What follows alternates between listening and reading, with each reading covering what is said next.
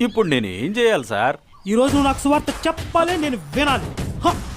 ఆ, బాగా ఫిక్స్ అయినట్టున్నారు. ఆ, సరే చెప్తాం. ఏం చేస్తాం? చెప్పక చేస్తావా? రెండు చేసేయండి. ఇంతకీ నీ పేరేంటి పాస్టరా? జాన్సన్.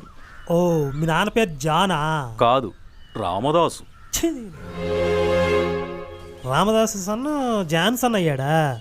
ఆ, సర్లే, నువ్వేనా సన్నమైతే నాకెందులే కానీ, ఇంతకీ అసలు సువార్త అంటే ఏంటి? యేసు నిజదేవుడు.